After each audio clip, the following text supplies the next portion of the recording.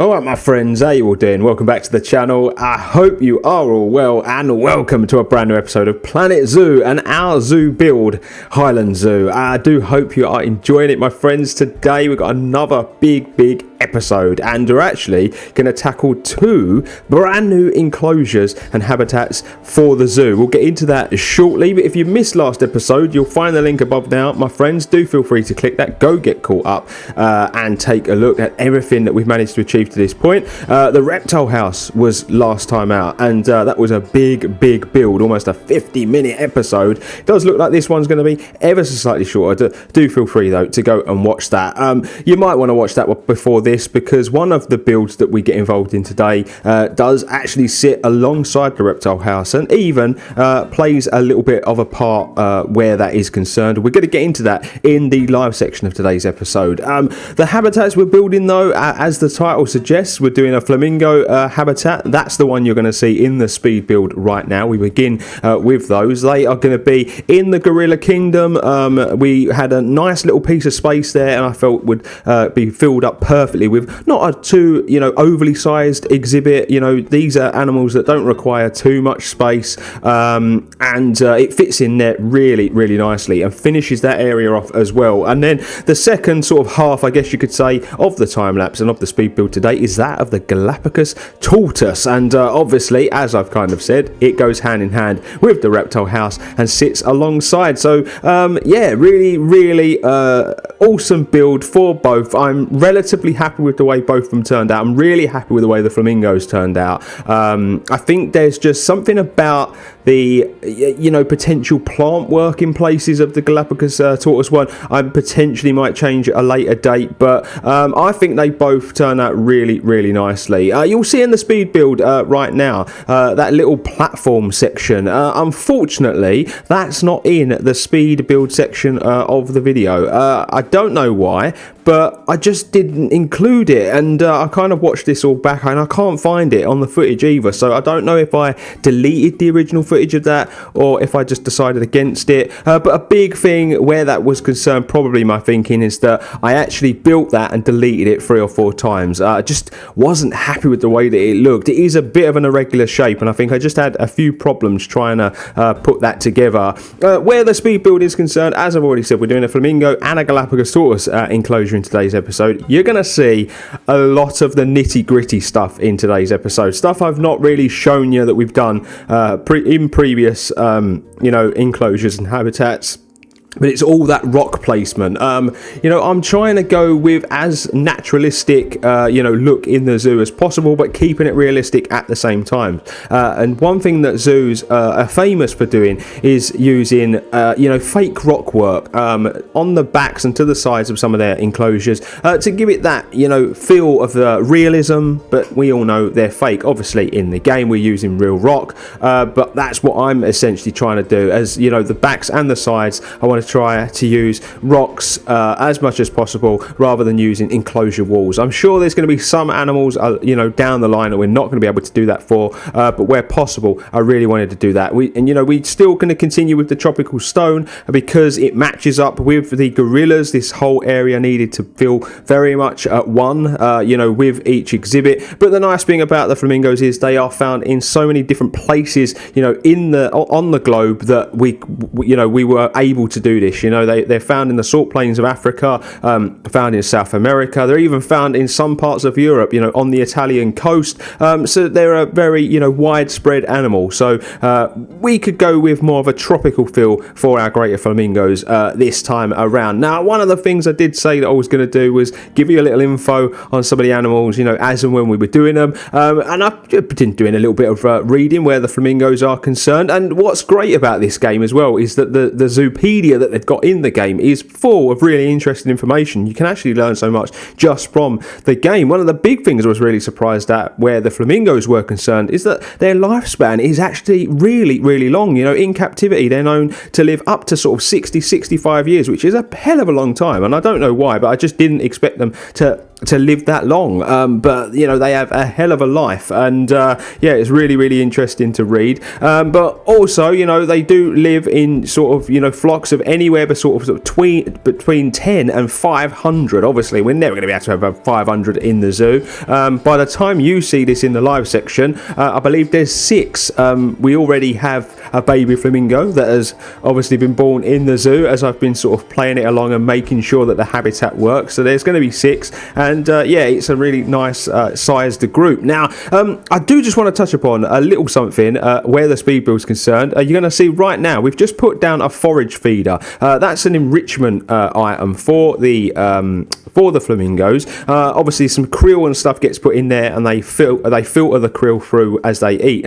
For those of you that don't know, flamingos are actually a filter feeder. They've got very small bristly teeth inside of their bills, and they manage to filter the food that way. And obviously, there's a lot of enrichment items. So we put this here, and then I used the rocks to try and build sort of like a waterfall type effect. And I am actually quite happy with the way this turns out. I am by no means an expert at using the little water jet tools to create waterfalls and stuff, but I actually think this ends up turning out really nice. I just wanted a way to disguise the enrichment items, because I think they're quite ugly.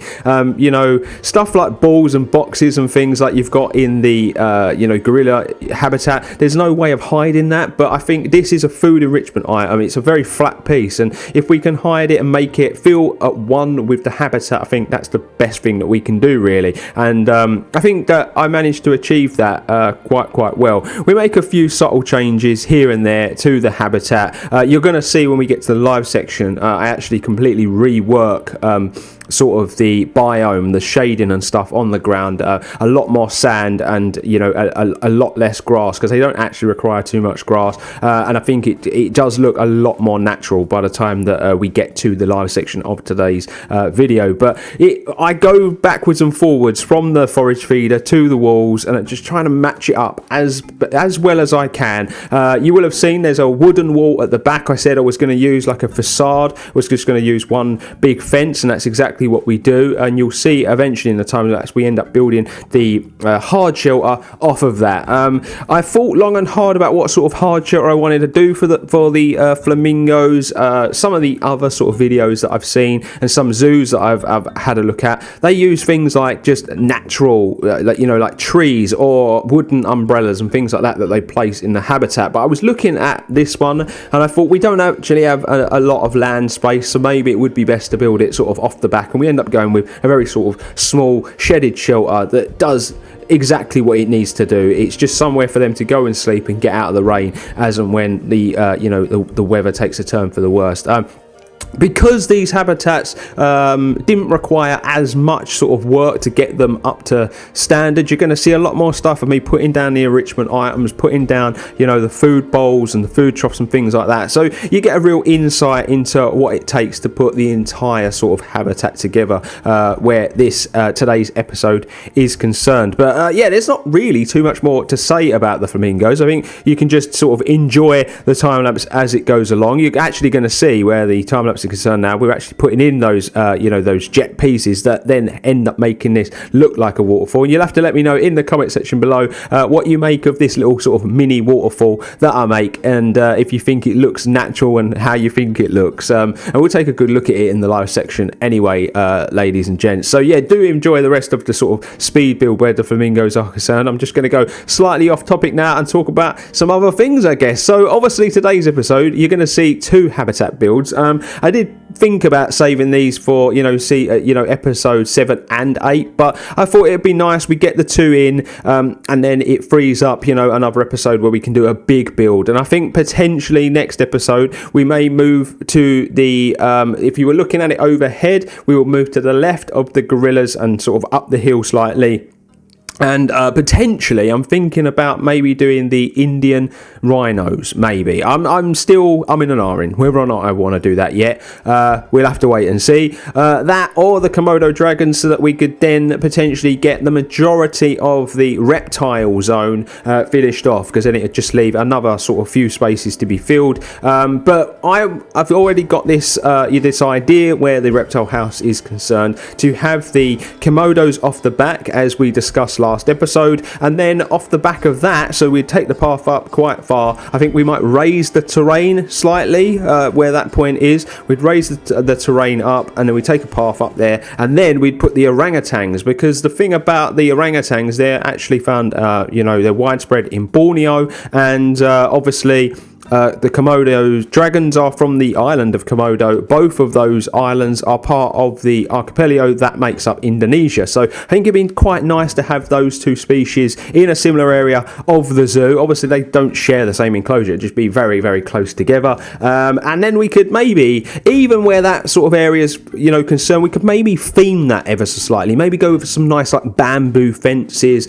more sort of, heavy, dense forested sort of zones where that's concerned, change the trees up ever so slightly, because I know at the moment I'm looking at the zoo, and as much as I love it, I really, really do, I'm really happy with the way the build's coming together, especially when you look at it as a complete package now. It's very generic. It just feels like a very British zoo, like there's no theming. It's just, here's the animals, this is the enclosure. We've tried to get it as close as possible, but there's no real sort of themed areas. And I know I want to do an Into Africa area where we're going to theme a bit more than others. The trouble is, as much as I want to theme, I don't want to go over the top, and I don't want it to come off like a theme park, because it's not a theme park, it's a zoo, and zoos and theme parks are completely separate entities as far as I'm concerned. And I think zoos do try to rein that sort of stuff back in. There's a few YouTubers I've watched where they've used the theming, and their zoos look amazing, but they're not really as realistic as I think I want this zoo to be.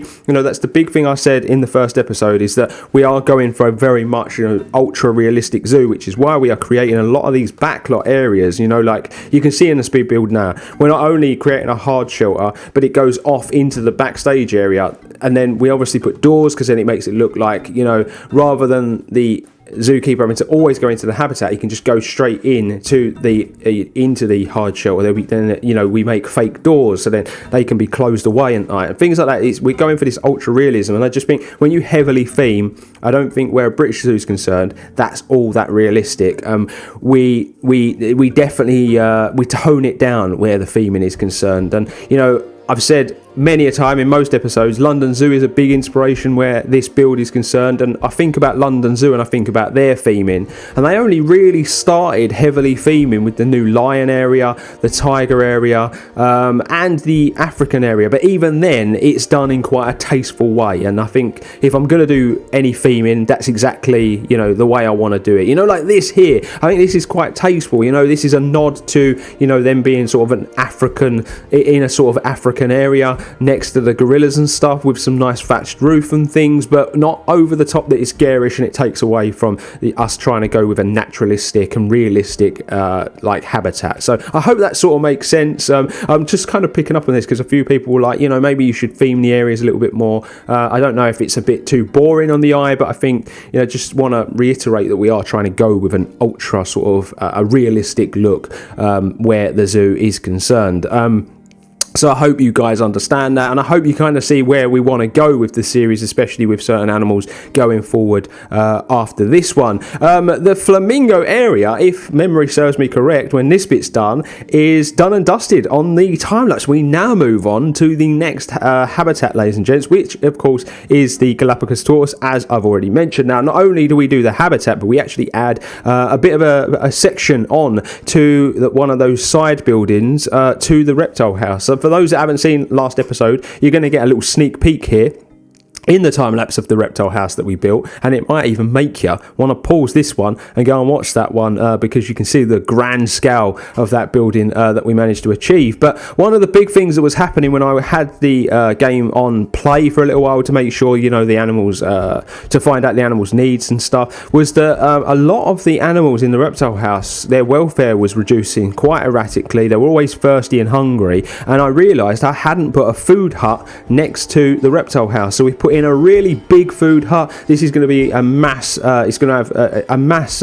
service of all the animals in the area. The keepers are going to use it for the Galapagos tortoises, the Komodo dragons, all the reptiles in the reptile house, and we might have to put a smaller one the other side just to stay on top of things when we put in the gharial, crocodiles, and potentially the other breed of giant tortoise in the game, and the Nile monitors. So with still plenty of lizards to go in. I think that it's quite nice the way it's worked out that it's all in one area, because it just, like I've been saying, every enclosure to me needs to feel like an experience. It shouldn't just feel like you walk up, you look in, you see the animal, oh that's great, you walk off and you go see the next one. I want there to be different avenues, different viewpoints, different ways of looking at the animal, different ways to interact basically. So I think that some of the best zoos I've ever been to, that's the stuff that they've got right, and I think that if we can achieve that, even if this is our make-believe zoo, then we've done our job properly basically. So you're going to see all the fences being put in. The nice thing about this is that the knoll fences, that those invisible fences that you use, can all be stuck inside the buildings. The animals don't clip through them, which is quite nice. And then we literally come off the front with some wood up the front, we curve it round all the way to the back, and then you'll see in the time lapse we actually create sort of like a mini mound, like a little mini mountain. One of the big reasons we did that is obviously the giant Galapagos tortoise are from the Galapagos Islands, and they are very hilly, mountainous, region of the planet, and I felt that it was a nice nod to get that in there. They don't necessarily climb it or anything like that, but it was just a nice nod to theme it that way. A little bit of fact, I guess, where the Galapagos tortoises are concerned. Obviously, a tortoise species, they can live a long time, onwards and upwards of over 100 years. The Galapagos tortoise are widespread across the Galapagos Isles, and apparently, from what I've been reading as well, they have slight visual differences based on the island that they're from. So I found that really interesting. They've actually started to become quite a popular addition to many zoos all over the world because of obviously their precarious situation in the wild. They are on the sort of endangered species list. A lot of that is actual ecotourism that's now starting to affect them, and that of animals that were introduced to the islands that have been eating the food that ordinarily the tortoises would have eaten. There was a big problem where sort of mountain goats apparently are concerned on the Galapagos Islands, and they were eating a lot of what the tortoises would originally eat. So obviously big things are being done to try and save this species. They are a magnificent creature, and I remember the first time that I see them at London Zoo, and I couldn't get over the grand size of the animals. Really, you cannot put it, you just can't really put it into words until you actually see it with your own eyes. You always think, yeah, giant tortoise, I've seen tortoises before, but they're just a tortoise on steroids basically. It's just mad how big they are, and they were always going to be one of the animals I wanted in this zoo when I found out that they were going to be in the game, and I think that we do quite a nice little job with their habitat as well. You're going to see me putting together this sort of structure at the back of their enclosure. This actually serves as their hard shelter, and a lot of you might be thinking that this is real overkill, and to some extent it is a little bit too big. We probably just got to gone with the sort of big box section on the side, and that would have been enough. But because of the way I went about doing the mountain region, and I just wanted to take up a little bit of space and have enough room as well in case that we had any more additions to the two originals that we put in there. I just wanted it to be a bit bigger than it really needed to be, and also I wanted it to be big enough that we could put a door on the back to make it look as though keepers can get inside there to change the bedding and tidy up. It's quite a unique looking structure when we finished, and it's quite hard and it's quite difficult to explain exactly why I've put it here and why I've gone about it in the shape that I have until you really see what goes on in the time lapse. You're also going to see as well, I've recolored the majority of the walls in green. This is something that zoos and plenty of places do when they are going to put vegetation in and stuff, because then the walls and the background disappear as if they are part of the vegetation. It's like camouflage, essentially. We don't go too heavy on the side where that's concerned, but the green just makes it look like potentially, you know, that's a dense forest. It's something that zoos do. It's something I've been reading about, and I just thought it was a nice touch and a nice nod to be using in our zoo. But I think what I'm going to do now, my friends, is leave you with the rest of the time lapse. I think you're probably going to have about another 10 minutes of this. Do enjoy it. I do hope you like this weird little habitat and style that I go with where the tortoises are concerned. You're going to be amazed at where the mountain ends up sitting when you're looking at this now, but I think you'll really enjoy it. And my friends, I will see you, as I've already said, in about 10 minutes time for the live section of today's episode.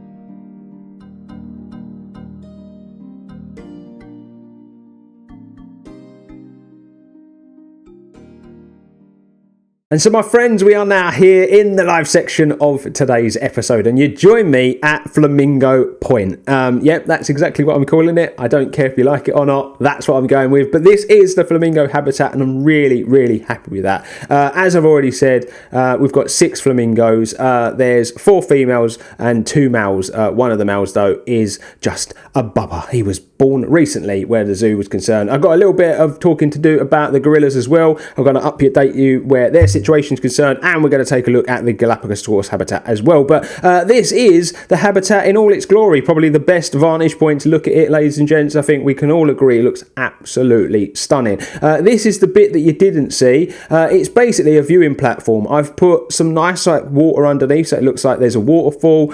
We've put this little bit here. This is for things like in parks where if people drop stuff, it falls on there rather than falling in the water. Theme parks have got it a lot, but I've noticed that zoos have started to implement that as well. But yeah, this is Flamingo Point. You can come in here and you can view the flamingos from that viewpoint as well. I didn't put this in the time lapse. I seem to have misplaced the footage for whatever reason, but I built this and deleted it 4 or 5 times before I settled on this, and I'm still not that keen on the roof. I still think it needs a little bit of work, but I do really like flamingo viewing point. So you've got one up here that's not really sort of where you would imagine you would look, and then you've got one down there, and yeah, it just looks really, really nice, and it's a nice addition to the side of Gorilla Kingdom. And this is their little hard shelter at the back, which you see me building, and Mr. Man's going in there to give them some food, which is nice to see. Now, before we go to the Galapagos tortoises, let's just take a quick talk about the gorillas. Now, I'm just going to pause this, ladies and gents.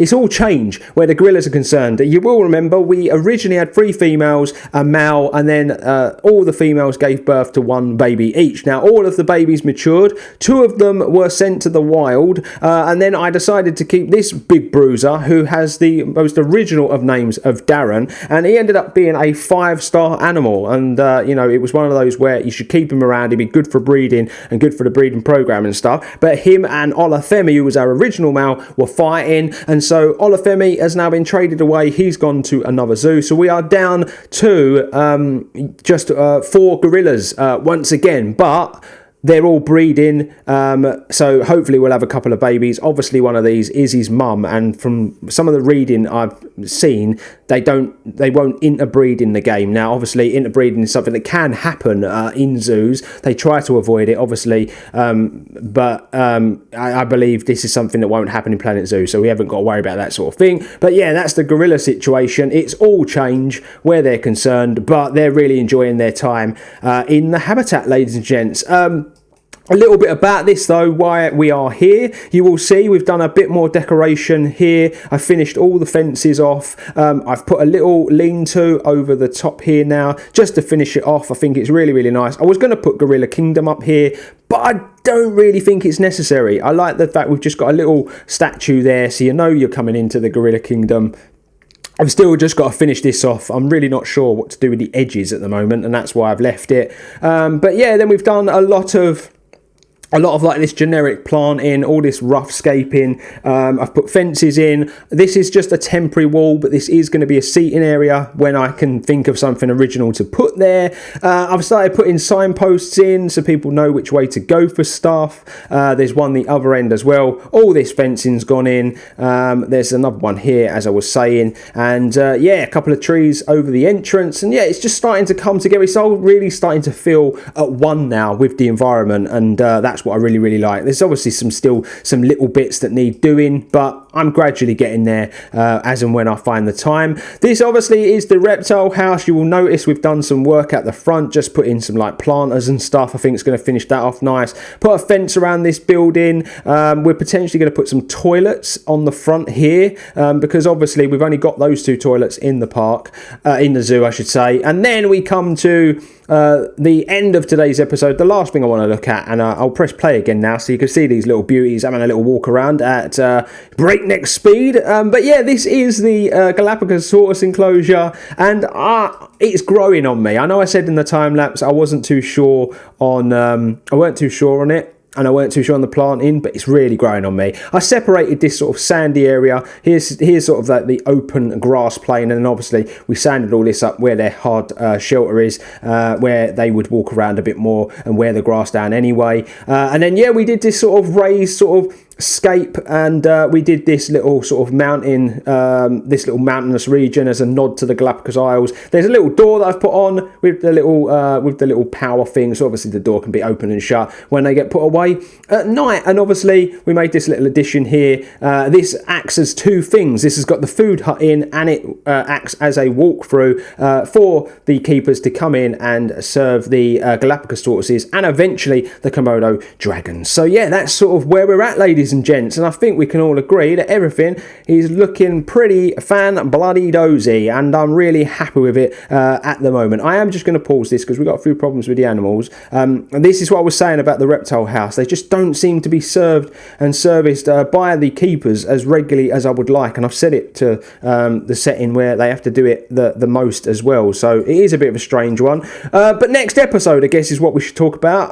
I'm still not ready to stream live on Twitch, so unfortunately there is going to be some stuff that gets done between now and then, namely a lot of this planting, a lot of this sort of wooded area. I'm going to wood this up quite heavily because I want to hide this, and I don't want it to be in plain sight of the reptile house. And then yeah, I'm either going to put a toilet block there, or I'm going to put the toilet block up here. I'm really undecided. I don't know what's a safe distance from these and when we would really need another one. So yeah, I'm going to put a toilet block, and then we do have to think about some more service buildings, I guess, as and when we pull ourselves out of the zoo a bit. Maybe another service building up here wouldn't go amiss, but I want to put the mandrills in first. So we'll have to wait and see. And then as far as next episode is concerned, it will probably be another habitat build. I would like to build another animal if possible. And it's either going to be the Komodo dragon, or it's going to be something a little bigger over here. So then we really open up this front section, and then we've got some big open spaces to try and work with. If you can kind of try to imagine that the Komodos are going to sit in here, and then we're going to go with a huge orangutan enclosure here. So do keep that in mind, ladies and gentlemen. But my friends, we are done for another episode. I really hope that you're enjoying the series to this point. I will leave you with the flamingos enjoying their forage pond as we sign out today's episode. But my friends, as I say at the end of every episode, please consider hitting that subscribe button if you've enjoyed it. Please hit a like on the video if you've enjoyed it that much as well. That really helps the channel. And my friends, do hit the bell notification button if you never want to miss an upload. But as always, make sure you stay extra, and I'll see you real soon.